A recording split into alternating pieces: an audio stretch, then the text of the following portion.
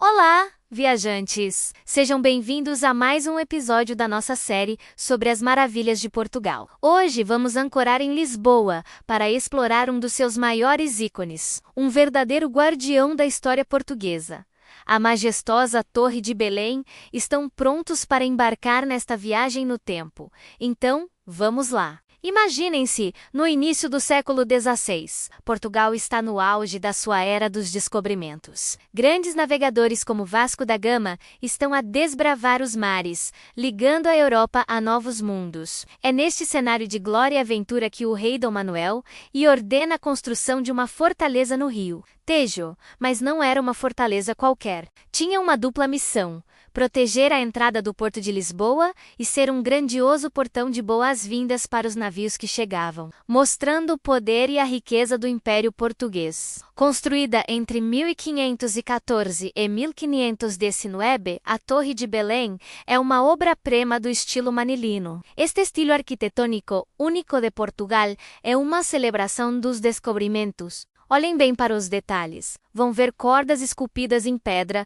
cruzes da Ordem de Cristo, esferas armilares, o emblema pessoal do rei Dom Manuel e muitos elementos que nos fazem lembrar o mar e as navegações. É como se a própria torre nos contasse as histórias das epopeias marítimas. O arquiteto Francisco de Arruda, que já tinha trabalhado em fortalezas em Marrocos, trouxe também influências da arte moura, o que torna o design da torre ainda mais fascinante e exótico.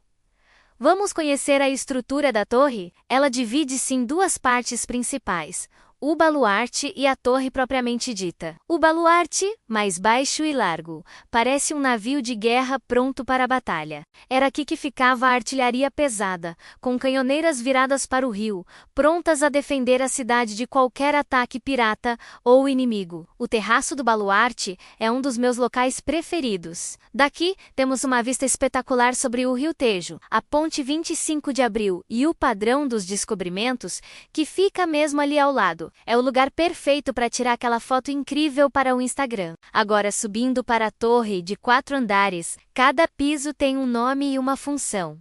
Começamos pela Sala do Governador. Era aqui que o responsável pela torre geria todas as operações. Subindo mais um pouco, chegamos à Sala dos Reis, com uma lareira elegante e varandas com vistas deslumbrantes. Depois, a Sala de Audiências e, por fim, no topo, a Capela, com uma abóbada que nos faz olhar para cima e admirar. A escada em caracol que nos leva a cada piso é apertada, mas acreditem, cada degrau vale a pena pela experiência e pelas vistas que se vão revelando. Uma das curiosidades mais famosas da torre é a gárgula do rinoceronte, na fachada oeste. A história é incrível. Em 1515, um sultão indiano ofereceu um rinoceronte vivo a Dom Manuel, e Miundo foi o primeiro rinoceronte a pisar solo europeu, em mais de 1000 anos. O animal causou um fascínio tão grande em Lisboa que o rei decidiu imortalizá-lo na pedra da sua nova torre.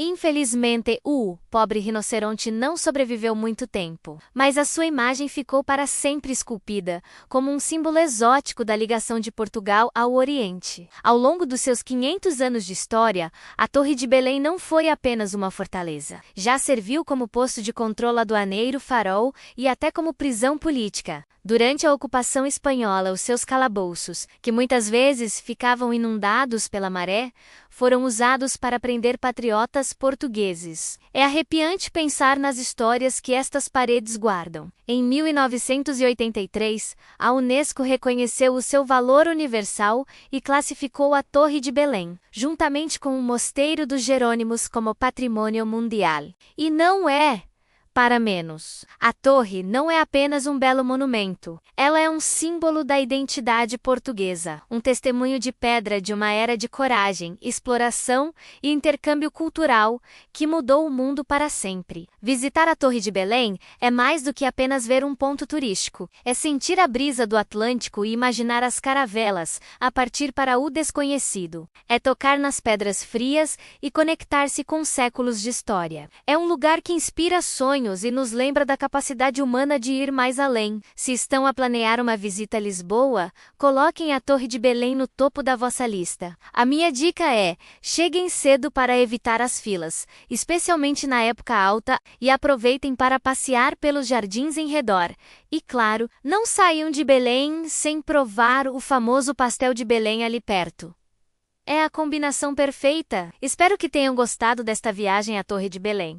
É um lugar que me fascina sempre que o visito, e que encapsula a alma aventureira de Portugal. Qual é o vosso monumento português preferido? Deixem nos comentários, adorava saber. Obrigado por assistirem. Se gostaram deste vídeo, não se esqueçam de deixar um like, partilhar com os vossos amigos que amam viajar e, claro, subscrever o canal para não perderem as nossas próximas aventuras por Portugal e pelo mundo. Até a próxima, viajantes!